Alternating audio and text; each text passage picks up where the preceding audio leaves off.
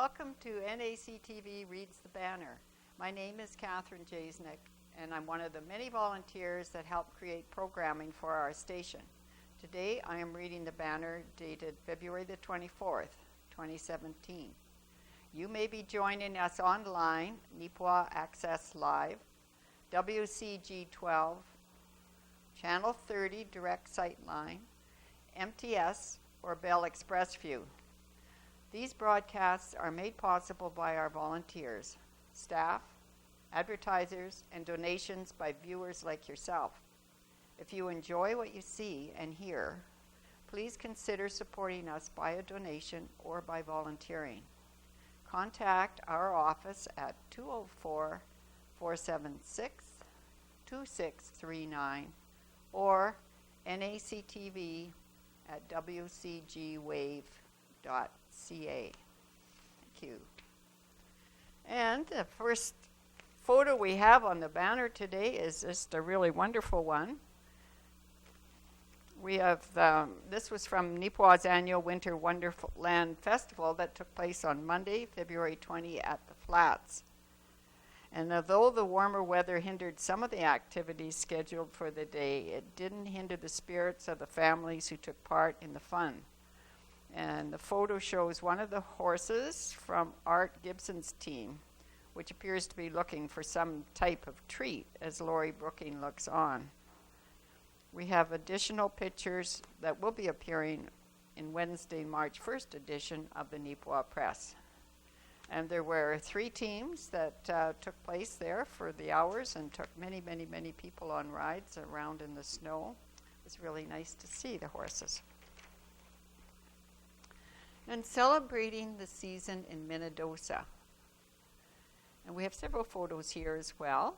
On Saturday, February 18, skaters of all ages hit the ice for this year's 2-day skate. And it's called Skate the Lake in Minnedosa.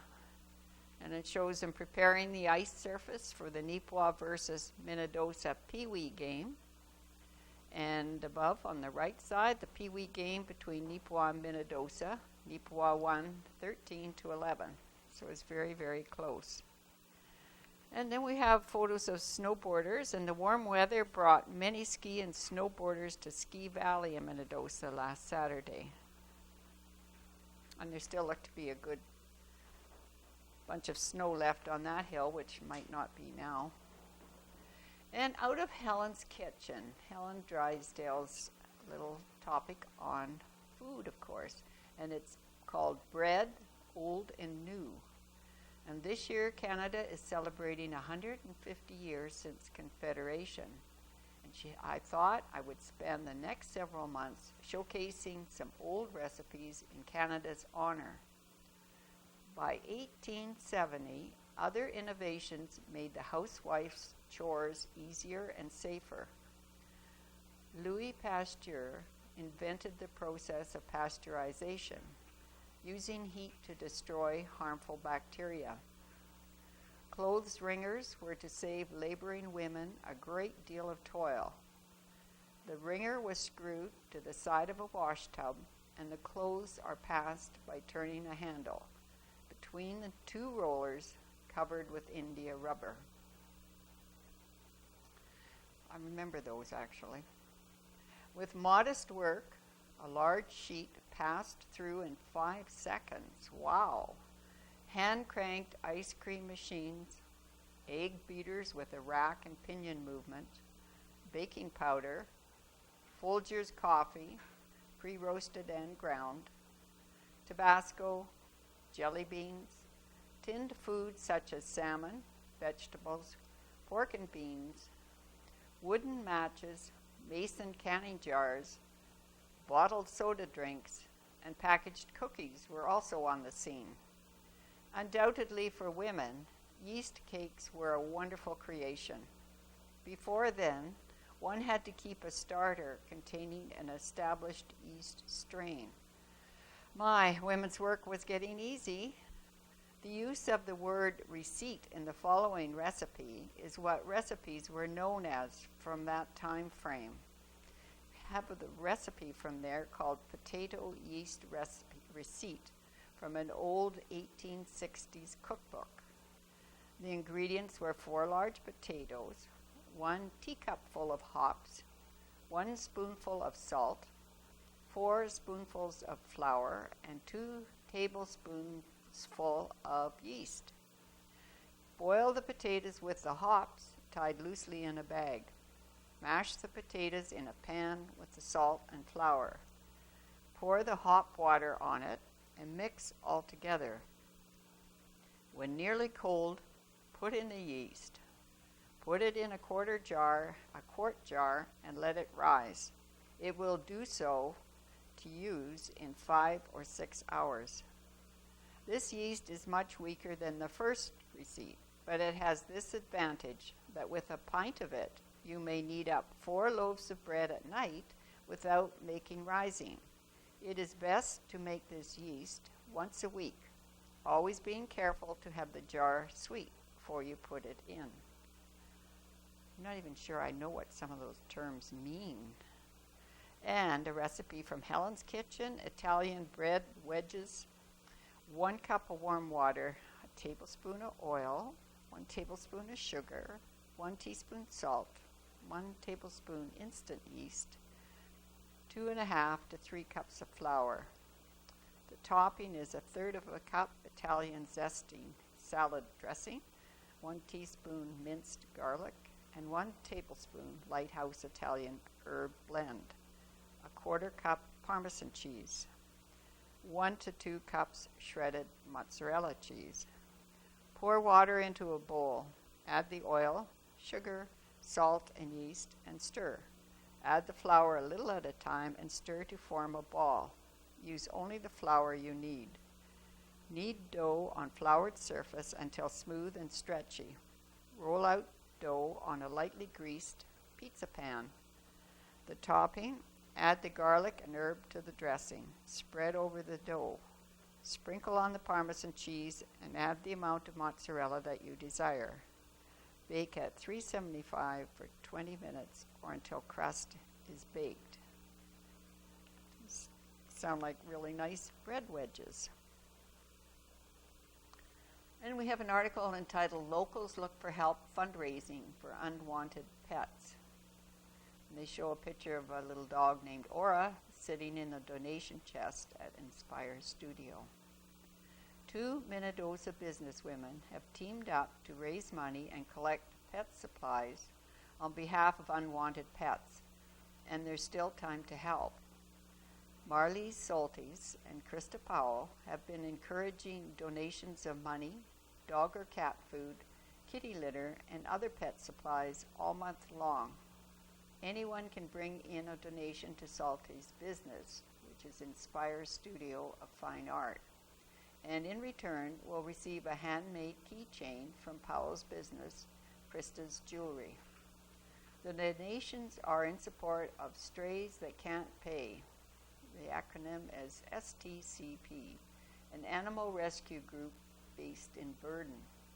As a not-for-profit, they are made up of volunteers and rely solely on donations.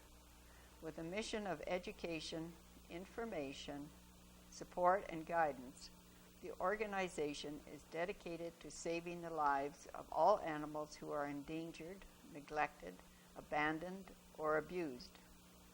One of the STCP's programs is to offer spay-neuter clinics in Manitoba communities to help control the very high unwanted dog population in the province. By taking a proactive approach to control the unwanted dog population, they aim to decrease the number of unwanted dogs and prevent dogs from losing their lives living on the streets.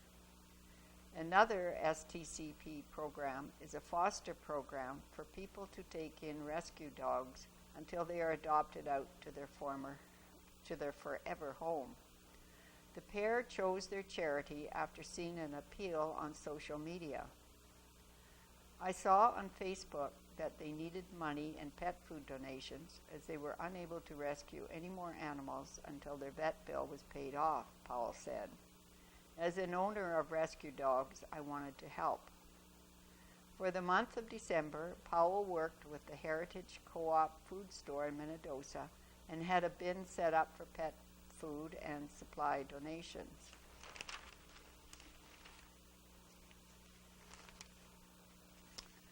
Continue. A large bin and a few grocery bags of supplies were taken to STCP, as well as a check for $50 that was raised at Minnedosa's Fun Fest's Pet Photos with Santa event held in November. Still, Powell says that she felt that more could be done. She contacted Salties, who she knew was another avid animal lover, and soon their February campaign was born. Salties is also no stranger to rescue dogs. Her daughter, Jane, not only volunteered at the Rescue Paws shelter in Thailand, she also brought home to Manitoba a dog, Aura, that she adopted while there. Salties was more than happy to set up the donation program for the month in her studio. Powell says she is already planning future fundraising events, including a repeat of the successful Pet Photos with Santa. It was a great day last year, and we had a number of dogs and even a cat in to have their Santa photo taken, said Powell, who is part of the Minnedosa Fun Fest Committee. The Fun Fest Committee, along with Samantha Smart Photography, is already talking about this November's Pet Photos with Santa event, and we will be doing it again with a portion of the proceeds donated to STCP. There is still time to drop off a donation or make a cash donation to the campaign. The chest is set up at Inspire Studio of Fine Art at 71 Main Street South in Minnedosa until the end of February.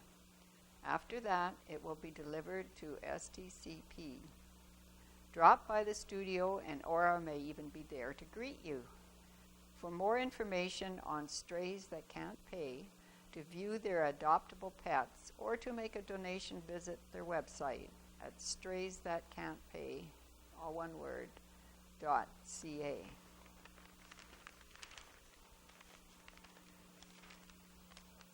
And again, I'd like to remind you that NACTV sponsors a bingo Wednesday nights at 7 p.m., Channel 12, MTS 30, Bell Express View 592, or online at nactv.ca. Bonanza is 2,550, Blackout 734, Looney Pot is 588 and goes up weekly. NACTV bingo cards are available for $12 each at Harris Pharmacy, Neepawa Pharmacy, Dollar Store, Neepawa Legion, Tim Tom's, CWD Satellite, Flashback Music and Collectibles. And the money from the bingo goes to help support this programming. And editor Kate Jackman Atkinson's column called My Perspective, and today it's entitled, We Can Be Like Buffett. Greed is good, proclaimed Gordon Gekko, the fictional corporate raider in Oliver Stone's 1987 movie, Wall Street. Written as a story about the perils of greed, it was adopted by a generation or two of bankers and executives as a kind of mantra. Then, 10 years ago, the Great Recession hit, and the general public began to realize that for the vast majority of them, greed is good was coming at their expense. It came in waves of factory closures, home foreclosures, business restructuring, and aggressive cost cutting. It came with stories of deals that were technically legal, but while they may have been followed the letter of the law, they weren't true to the intent. To a certain extent, greed is good. Greed drives business owners to expand and provide more jobs to people. It drives them to produce more and better products so that more consumers buy them. It drives them to cut prices to gain a larger market share. The problem is that this philosophy can't and shouldn't be applied to every aspect of one's life. While the U.S. is rife with stories of senior executives in this mold, it also has its share of extremely successful, but also philanthropic business owners. Last week, two of the country's most prominent philanthropic and billionaires, Warren Buffett and Bill and Melinda Gates, were in the news. 10 years ago, Buffett announced that he would be giving the bulk of a $61 billion fortune to 5 charities. The biggest share, $31 billion in 2006, would go to the Bill and Melinda Gates Foundation, with more to follow. Over time, the total will reach $44 billion. The 2006 gift was and remains the largest single gift given to any organization by any individual. With this milestone anniversary approaching, Buffett suggested that the Gateses look back at the work that has been achieved by the charity, which focuses on global health and development. The Gates' response was making the rounds on the internet last week and includes some numbers that give us hope for those around the world. The numbers are staggering. Since 1990, 122 million children under 5 years of age haven't died. They would have if pre-1990 trends had continued. 86% of children worldwide receive basic vaccines, the highest ever recorded, and extreme poverty has been cut in half since 1990. Despite these great gains, people remain pessimistic about the state of the world. Bill Gates says that in a recent survey, only 1% of people knew that extreme poverty had been cut in half, and 70% thought that poverty had increased by 25% or more. Philanthropy is different from business, notes Melinda. While the goal of any commercial enterprise is to stay in business, in our case, nothing would make us happier than going out of business because we've achieved our goals, she said. Their goal is zero preventable deaths. The closest disease to reaching this magic number is polio. In 1988, there were 350,000 new cases, and last year there were just 37. Those cases were confined to war-torn areas where it's hard for children to get immunized. The eradication of polio has a local connection too. Polio Plus, a program funded by Rotary International, and each individual local Rotary Club, has been leading this fight long before the Gateses got on board. Melinda closes with these words that sums up the concept that a sharp business sense and a generous spirit can indeed coexist, even in the third richest American. Warren, you're one of the most competitive people we know, but outside business and bridge and golf, you are the most generous person we know, donating your life's earnings to others and counting on us to make good decisions. While Buffett's donation may have been largest, he is far from the only billionaire giving away their money. While it's doubtful that any of us will ever be able to make such enormous donations, the reminder is an important one, and hopefully one that will spur additional charitable giving, both large and small. That's very well done. That's so true. And Rita Friesen's Homebodies column, this week titled, My View from Here. When I was a child, all adults appeared old. I would have referred to them as old behind their backs. Now, when I do the math, I acknowledge that I was wrong, very wrong. When I was 12, my mother was 36. My maternal grandmother was 71, and my paternal grandmother was 60. My mother had no age. She and her sisters were known for their laughter and love of family. At gatherings, we children were hustled out to play while the aunties sat in the big farmhouse kitchen, swapping stories and keeping caught up with each other. I was not the only youngster silently huddling around the second floor hot air register, eavesdropping on adult-rated conversations. In keeping with my annual mood of introspection, birthdays do that to me. The fact that my mother died at age 74, my maternal grandmother at age 87, and my paternal grandmother just short of her 90th birthday are sobering. Mum, again, was neither young nor old, and my grandmothers were. I am fast approaching the age at which my mother died, and I don't feel old either.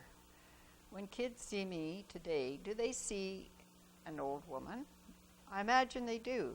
And if they could see me as I unfold after sitting in a car for several hours, they would be justified in their opinion.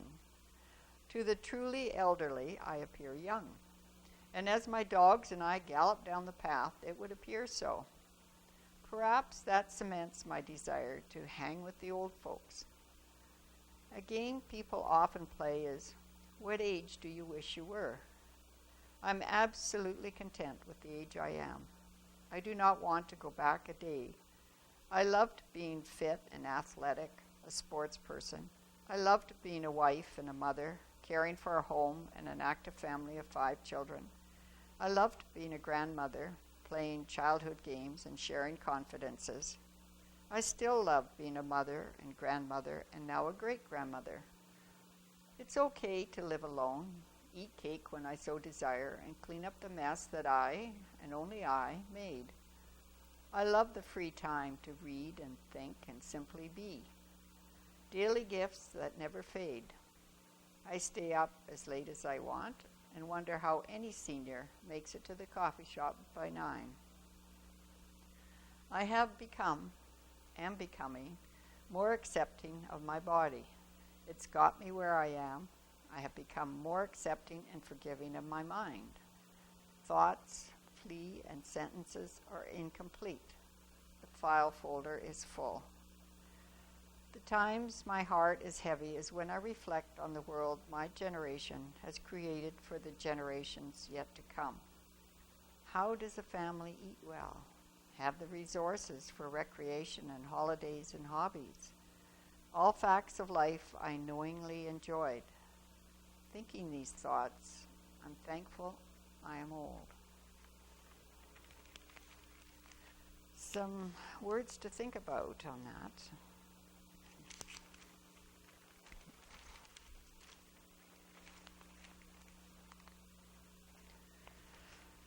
The MJHL playoff race, down to the wire. And a photo here shows the Neepawa natives after a win over the Dauphin Kings 4-3. The race for the 8th and final playoff spot in the Manitoba Junior League is perhaps the most exciting one with 2 weeks to go. What was once a 3-team battle appears to be a 2-team one now, with the final 2 weeks offering up the potential for plenty of drama. Let's take a look at the 3 teams left and what their schedules look like. First off is the Swan Valley Stampeders, who as of Wednesday, February the 22nd, had 5 games remaining and lead the Neepawa natives by 3 points.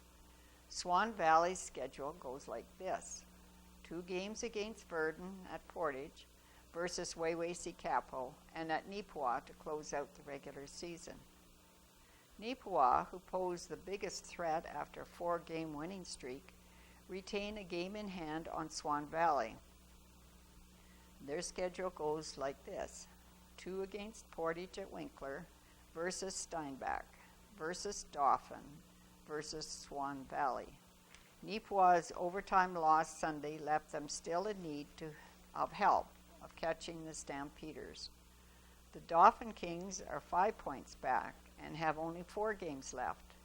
They need to basically win out and still likely need help to sneak into the postseason. And their schedule is the toughest.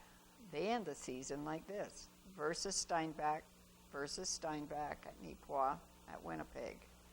Those 2 games versus the Pistons might just do in the Kings, who have not missed the playoffs in a long time. So the race really comes down to Swan Valley and Neepawa. The final game of the season between one another could determine 8th seed to the playoffs. But the schedule works against Neepawa. They had only won 12 games prior to their 4-game win streak, and they will need to outwin Swan Valley down to the stretch and lead a game against the Pistons, 2 against the Terriers, and 1 against Winkler. Their schedule is much harder than that of the Stampeders, who only play 1 game against a team higher in the standings than the 7th place Oil Capitals, that being the 5th place Terriers. So there's a lot coming down the pipe in that respect, and every week we've been reading the MJHL standings for the Neepawa natives. They were 10th, and now they're 9th, with all these other games yet to come. And the THHL playoff update, the East semifinal, Neepawa versus Cartwright, plays on the 25th, Cartwright at Neepawa at 7:30 p.m. It should be very interesting. And the Farmers maintain home ice advantage. Photo showing the Neepawa Farmers while they're playing. They took a 2-1 lead in their best of 7 Eastern Division semifinal on Saturday, February 18, with a 6-3 win over Cartwright. A 4-point night by Ward Zuki, 2 goals, 2 assists, helped propel the Neepawa Farmers to a 6-3 win over the Cartwright Clippers on Saturday, February 18. This victory allowed the Farmers to maintain home ice advantage in their best of 7 series against the Clippers with a 2-1 lead. Many people came to the Yellowhead Center on Saturday, likely expecting another knockdown, drag-out affair similar to what was seen in Game 1.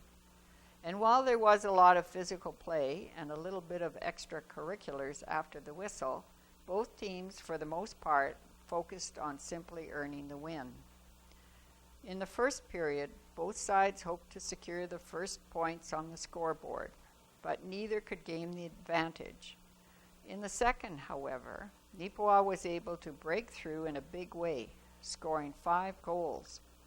Riley Colasar opened up the proverbial floodgates just 2 minutes 41 seconds into the middle frame. That is followed up only 30 seconds later by a Jarrett Rempel marker to double Neepawa's lead. Ward Zuki and Rhett Law followed that up before Cartwright's Brody Mullen answered back with 1 for the Clippers. Lance Nugent tallied 1 for the Farmers before the end of the second to make it a 5-1 score going into the third period. While former Neepawa natives Jesse Enns contributed a goal and an assist in the third for Cartwright, Zuki's second goal and 4th point secured the win for the Farmers and the 2-1 series lead. The previous night, Cartwright had defeated Neepawa 4-3. Enns had a massive night with a hat trick in the win. Wade Haight scored the other for the Clippers. Rhett Law, Clark Rempel, and Lance Nugent scored for Neepawa respectively. The next home game for the Farmers in this best of 7 is set for Saturday, February 25th at the Yellowhead Center. Start time is set for 7:30 p.m. And some really good bowling scores. It's Club 55. Ladies high single and triple, Bev Chapsky, 220 and a triple of 558. Men's high single, Melvin Oswald, 243, and men's high triple, Norman Kendall at 596. A Special Olympics bowling, ladies high single and double, Terry Richardson, 157 and 272. Men's high single, Greg Jones, 181, and men's high double, Wes Coteau at 327. Yellowhead Chiefs are ready for the playoffs. The playoffs begin this weekend in the Manitoba AAA Midget Hockey League. The Yellowhead Chiefs head into the postseason having compiled the second best regular season score in the league, 36-1-7, 68 points, and will face the 7th-ranked Central Plains Capitals in the first round. Game 1 of this best-of-7 series begins at the Shoal Lake Communiplex on Friday, February 24. Game 2 will be on Sunday, February 26th in Portage-la Prairie. Other first-round series across the league include the Winnipeg Wild, 1st seed, versus the Parkland Rangers, 8th. The Winnipeg Thrashers, 3rd, versus the Eastman Selects, 6th. And the Pembina Valley Hawks, 4, versus the Brandon Wheat Kings, 5. The opening night for all these series is also Friday, February 24. Female Chiefs battle Eastman. The Yellowhead female midget Chiefs have evened up their playoff series against the Eastman Selects with a decisive 5-0 win on February 21.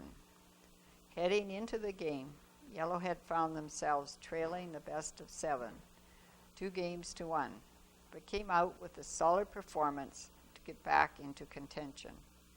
Makia Mazer opened the scoring for the Chiefs in the first period as a speedy forward fired the puck home, assisted by Sadie Wood and Sydney DeCorby. The second period was highlighted by 5 straight penalties to the Chiefs, including a 5-on-3 penalty kill late in the period. Despite the lopsided penalty count, the Chiefs were again the stronger team as they scored twice, with Carissa Cullum picking up an unassisted goal and Mazer adding her second on an assist from Riley Gluska. A high-tempo and intense third period from both games featured the Chiefs scoring twice more as Jenna Barcelo buried a wrist shot from the slot, assists going to Carissa Cullum and Tatum Amy. The line added the 5th goal with a face-off win by Gluska to Mazer, whose quick shot was tipped home by Wood, crashing the net. Miranda Cook was rock solid in picking up the shutout win, stopping all 32 shots directed her way. Game 5 in the series will be Saturday, February 25th, at the Communiplex in Shoal Lake at 7:30 p.m. And the Bantam Chiefs are finishing strong. With the postseason quickly approaching, the Yellowhead Chiefs appear to be the team with all the momentum. With a pair of games remaining in the regular season, the team has won their previous 8 games, including a pair of 9-goal efforts amongst them. The most recent win was a solid 4-3 decision over the Pembina Valley Hawks on Sunday, February 19. Riley Wood, Colby Joseph, Jake Poole, and Reese Richmond all scored for the Chiefs, while Nathan Fallon picked up the win between the pipes for Yellowhead. And the MJHL announces award nominees. Nominees for the Manitoba Junior Hockey League's 6 major awards have been finalized. Commissioner Kim Davis announced the players nominated for the honors on Tuesday, February 21st. Each team submitted a nominee for the awards, and the league's 11 coaches subsequently conducted a vote, explained Davis. Each of the nominees should be very proud of their accomplishment. The respective winners were announced just after the Neepawa Banners publication deadline, except for the Mike Ridley Award, which will be given to league's top point producer at the end of the regular season. The award finalists are for the MVP award, Steve Boomer, Harish Memorial Trophy. And the nominees are Chase Brakel, Portage Terriers, Mackenzie Graham, Steinbach Pistons, Brady Keeper, OCN Blizzard. Rookie of the Year, the Vince Lee Trophy, Reese Gaber, Dauphin Kings, Will Coop, Steinbach Pistons, Cole Weaver, Winkler Flyers. Ability and Sportsmanship, Lauren Wendy Linden Memorial Trophy, Scott Gall, Winkler Flyers, Jeremy Lipsick, Portage Terriers, Justin Metcalf, Neepawa Natives. Top Goaltender Award, Roman Bengert, Steinbach Pistons, Hayden Dola, Selkirk Steelers, Cole Weaver, Winkler Flyers. Top Defenseman, Brian Kozak Memorial Trophy, Tyler Anderson, Steinbach Pistons, Brady Keeper, OCN Blizzard, Lawson McDonald, Winkler Flyers. Coach of the Year, Muzz McPherson Award, Paul Dick, Steinbach Pistons, Doug Headley, OCN Blizzard, Ken Pearson, Winkler Flyers. Neepawa Natives forward Justin Metcalf was nominated for the Lauren Windy Lynn Memorial Trophy. Upon learning of his nomination, the 19-year-old said the recognition is nice, but not something he strived for. It's a big honor. Nice to be in the running with all those types of players, noted Metcalf. At the same time, it's important to give credit to my teammates. It's nice to be acknowledged. Natives head coach Dustin Howden said it's great to see both Metcalf's talent and character acknowledged like this. He's put in a lot of work this year and developed as a player, said Howden. On top of that, he's proven to be a real quality person, down to earth and plays the game the right way. He has a passion for being a good player and a good teammate. And we have one obituary today. Violet Oswald, peacefully on Thursday, February 9, 2017, at Country Meadows Personal Care Home, Neepawa. Beloved wife of the late Fred Oswald, passed away at the age of 92. Predeceased by her parents Arthur and Juliana Post, husband Fred Oswald, daughter Jacqueline Casier, son-in-law Keith Birch, brothers Walter and Eddie Post, sisters Minnie Witt and Edna Oswald Skanderberg. Violet is survived by 3 daughters, Beverly, Bill Shattuck, Penny Birch, and Pam Dale Fries. Grandchildren, Richard, Maria, Julia, Tim, Michelle, Grant, Melissa, Corey, Jennifer, Scott, Rebecca, and Ryan. Several great-grandchildren and numerous nieces and nephews. After farming in the Amaranth area for a number of years, Vi and her husband Fred moved to Portage la Prairie. She worked at several ladies' clothing stores as well as a denture clinic prior to retiring. She and Fred then traveled extensively in Canada and the U.S. and finally decided to spend their winters in Arizona. Her passions were curling, golfing, and camping, as well as enjoying various crafts, puzzling, and family. Due to declining health, her later years were spent in the Lions Prairie Manor, Portage la Prairie, and finally at Country Meadows Personal Care Home in Neepawa. Should friends so desire, memorial donations may be made to the Country Meadows Personal Care Home, Neepawa, or to the Alzheimer's Society of Manitoba. And that is the obituaries.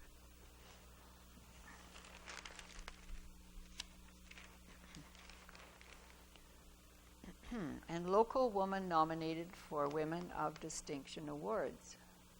Minnedosa area resident Roberta Galbraith has been nominated for the 30th YWCA Women of Distinction Awards Gala to be held on March 2nd at the UCT Pavilion, Keystone Center, Brandon. She is nominated under the category Social Action and Community Service.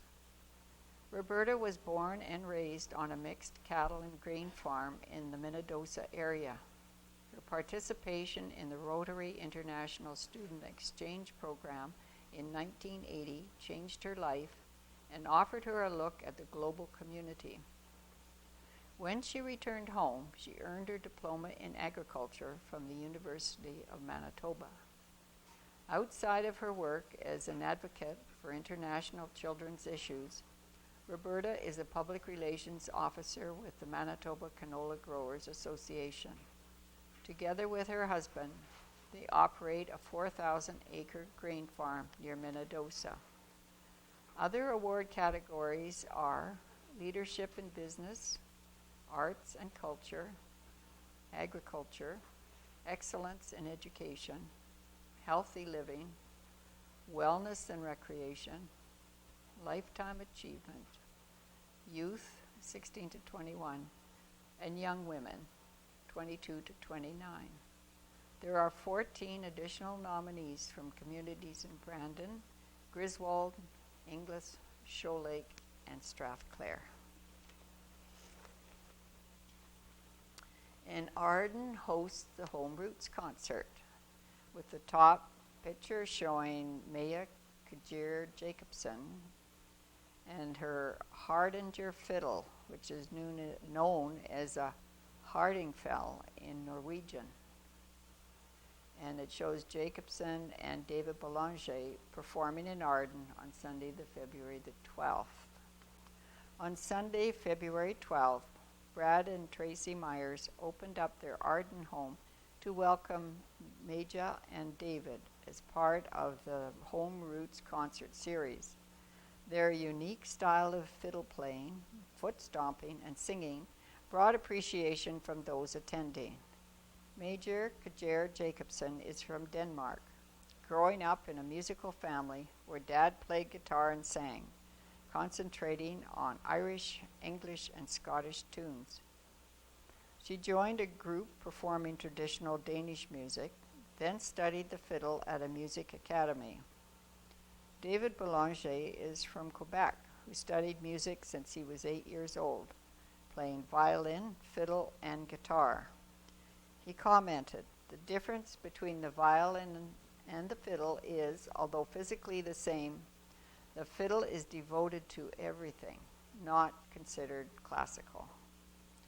They met in Montreal, Quebec, where Major was part of a study group from Denmark attending music workshops. David was one of the teachers. This was their first Home Roots tour, and they're enjoying good food, accommodation, and meeting people. One of the instruments Major plays is the Hardanger fiddle, and again in Norwegian it's Hardingfell.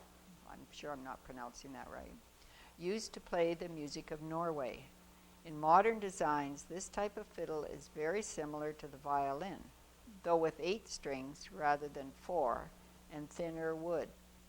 4 of the strings are strung and played like a violin, while the rest, called understrings or sympathetic strings, resonate under the influence of the other 4.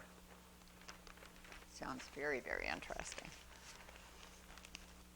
And Hawken recognized with Excellence Award, showing a photo of Neepawa-based co-op agronomist Ian Hawken receiving his award for excellence in field scouting for all the Manitoba co-ops from FCL Vice President Ron Healy. Federated Co-op Limited held its annual Grow Team Conference in Saskatoon, February 13 and 14. Local Neepawa co-op agronomist Ian Hawken was the winner of the Excellence in Field Scouting Award for all Manitoba co-ops. He was selected for this award out of 35 co-op crop input retailers and approximately 50 co-op agronomists in Manitoba.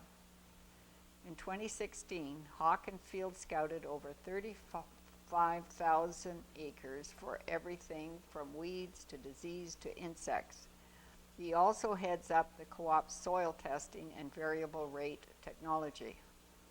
Hawken has a degree in agriculture from the University of Manitoba and is certified across North America as a certified crop advisor and professional agrologist. Hawken was born and raised in Neepawa and is very involved in minor sports in the Neepawa community, coaching minor hockey and playing for the Neepawa farmers. He has been working for Neepawa Co-op Agro since 2015 and has been working in the crop inputs business since 2007. And we certainly want to add to those congratulations. He's done very, very well. And we have some information about the 2017 Toyota Tacoma, the Tacoma Sunrise. showing a picture of the exterior, which has an unapologetically chunky styling. If Toyota did cocktail bars, their best-selling cocktail may well be called the Tacoma Sunrise. And you could have any beer as long as it's a Corolla. Tacoma pickup truck has been around since 1995, and the previous generation, launched for the 2005 model year, has consistently been the best-selling mid-size pickup truck in Canada. This is thanks to a reputation for toughness, reliability, and extremely low depreciation. It's impressive that in its 11th model year, 2015, the previous generation Tacoma was still a bestseller, even outselling its larger and more modern big brother, the Tundra. However, the mid-sized truck market has seen a bit of revival in the last couple of years with the introduction of the popular all-new Chevrolet Colorado GMC Canyon and rumors of new contenders from Ford and Nissan. To meet this challenge, Toyota brought out a heavily revised third-generation Tacoma for the 2016 model year, with chunkier styling, a new interior, a new V6 engine, and more features. So, does new Tacoma still offer enough to keep the competition at bay?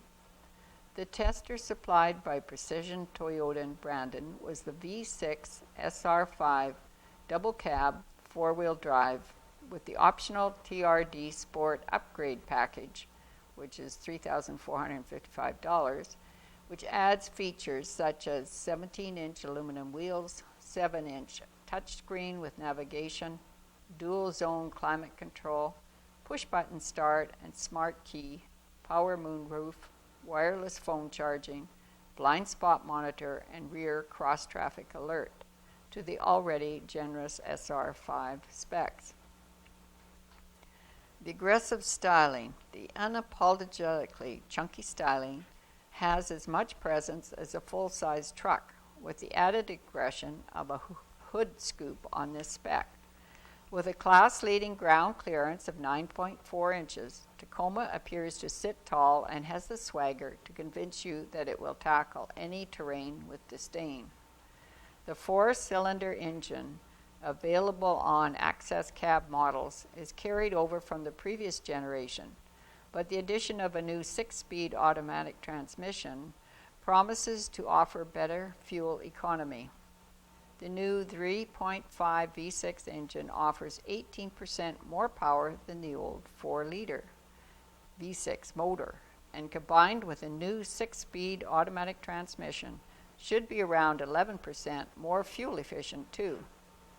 Despite having a 30 horsepower deficit to the V6 Colorado or Canyon, it actually felt a bit livelier, thanks to a more responsive and very smooth shifting transmission and maximum power being delivered lower down the rev range. I was able to use the manual override to shift gears on the stick and provide more engine braking in slippery conditions. But under hard acceleration, it had a tendency to change up earlier than I would have liked. Four-wheel drive Tacomas have 3 modes: 2-wheel drive, 4 high and 4 low, and what really impressed me was the traction in 2-wheel drive.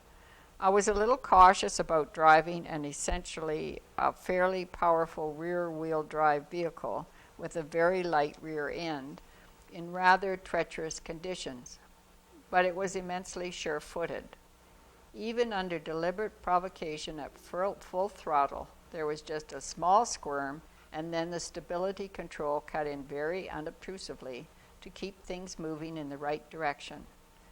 Handling was very truck-light and not quite as nimble-feeling as the GMC Canyon, yet nevertheless, it inspired confidence. The brakes were strong, and the turning circle for an almost 19-foot-long vehicle was highly impressive. The ride was a little choppy on bumpy minor roads, but impressively smooth and quiet on the highway. Big improvements inside. The interior is a massive improvement in terms of style on the previous generation Tacoma. Materials are hard rather than soft touch, but of high quality and feel sufficiently hard-wearing to go the distance. The ergonomics are excellent, with the only personal annoyance being Toyota's fiddly stock-mounted cruise control. The amount of glove box and center console storage were also a little disappointing in a vehicle of this size. Like the previous Tacoma, there is no height adjustment on the front seats, and combined with the relatively high floor and low roof, means that you appear to be sitting low and don't have the commanding driving position that you might expect in a truck. The chunky hood, especially with the optional hood scoop, also hampers forward visibility, but you soon get used to it. Rearward visibility is excellent though, thanks to a standard backup camera. Kudos to Toyota for fitting this important safety feature as a standard. Rear passengers do not get any air vents, and legroom and headroom is a little down on Colorado Canyon, but thanks to the widest body in its class, shoulder room is generous for 3 rear passengers. The rear seat base does flip up to store luggage, but it flips forward rather than up, as in most full-size trucks, which means if you're not careful, you can lose the seat belt buckles down the back of the seat cushion. All Tacomas have a 6-foot, 1-inch box at the back, apart from TRD Sport Off-Road Double Cab, which have a shorter 5-foot box. All Tacomas are unique in having a composite bed that is dent and corrosion resistant, has a greater impact strength than steel, and negates the need to purchase a box liner at extra cost. The tailgate is both lockable and of the easy lift variety. Although there is a central step integrated into the rear bumper, there are no corner steps, making it quite a challenge to haul oneself up into the relatively high box. Trim levels for every need. The base SR Plus spec is only available with the smaller access cab and the 4-cylinder motor, but comes very generously equipped with 16-inch aluminum wheels, air conditioning, cruise, power locks, windows, and heated mirrors. Locking easy lift tailgate, backup camera, tilt telescope steering wheel with the audio controls, Bluetooth, sliding rear window, a 6.1-inch touchscreen, and full-size spare. 4-wheel drive is an extra $3,265 and comes with a manual transmission only. Pay $2,685 more to step up to SR5 spec, which gets standard 4-wheel drive, XM radio, heated seats, fog lamps, and towing hitch, 120-volt cargo bed AC power outlet, and trailer sway control on the V6 only. Add $1,655 to upgrade to the V6 and an additional $1,240 for the double cab. TRD Off-Road is available in both access, 6-speed manual, and double cab, 6-speed automatic. In both cases, you'll pay around $2,000 more for over an SR5 and gain 7-inch touchscreen with navigation, dual-zone climate control, sports seats, LED daytime running lights, fuel tank and transfer case protection, active traction control, Bilstein shock absorbers, all-terrain tires, and 4-wheel crawl control. Double cab models also get proximity entry and push-button start and a power sliding rear window. TRD Sport double cab is a little cheaper and comes with a 6-speed manual transmission and the 5-foot box, and although you lose the specialist off-road features, you do gain wireless phone charging, power moonroof, 17-inch aluminum wheels, blind spot monitoring, and rear cross-traffic alert. Finally, for a fairly hefty $6,345 premium, top spec limited trim, double cab only, gets back the longer box and also adds leather seating, rear parking, sonar, and a 7-speaker JBL that should be, audio system and subwoofer. Most of the features standard on TRD Sport, TRD Off-Road can be optioned on SR5 in the form of various reasonably priced packages. There is also a TRD Pro package available on TRD Sport Off-Road double cab models, including a 2-inch lift to make your Tacoma even more off-road capable. But the cost of this package is rather high in my opinion. Base SR Plus comes very well equipped, but unfortunately is not available with the V6 engine. Considering the massive step up in power and capability, for very little penalty in terms of fuel consumption, you'll want the V6. If an access cab is adequate, the TRD Off-Road would be a fun and very capable little truck if you can live with the manual transmission. Otherwise, you can't really go wrong with an SR5 V6. For the small increase in price, though, most will go for the double cab. Again, you can't go wrong with the SR5. You get the V6, the four-wheel drive, the long box, and can add some of the features from the higher spec TRD models through very reasonably priced packages. As tested with the TRD Sport Upgrade package, you get pretty much all the features that you could reasonably want. At this point, you may note that you can get a more capable V8 full-size truck for similar money, and to some extent that is true. However, it will likely be more sparsely equipped, heavier on gas, more difficult to park and maneuver and depreciate more heavily. If you just want the utility and style of a truck, then a mid-sized truck makes a lot of sense, unless you regularly need to tow over 7,000 pounds. So, is the Tacoma still the mid-sized benchmark? On the face of it, it may trail Colorado Canyon in terms of power, fuel economy, payload towing capacity, and rear cabin space. But in practice, the power deficit doesn't really exist, and if you really want to haul some serious load, then you'll need a full-size truck anyway.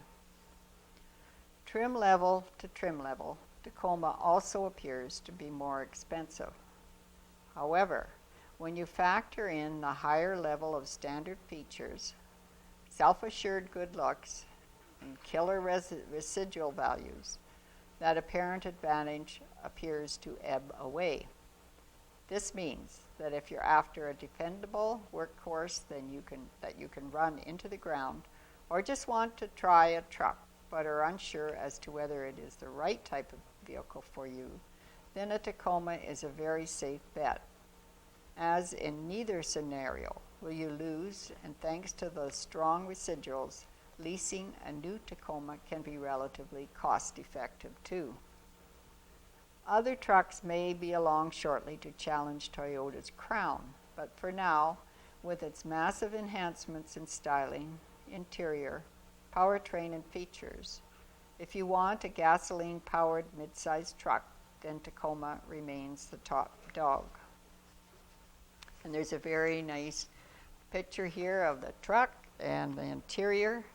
And I want to thank you very much for listening. We'll see you next week when we'll read another edition of the Neepawa Banner. Thank you very much, and to all a good week.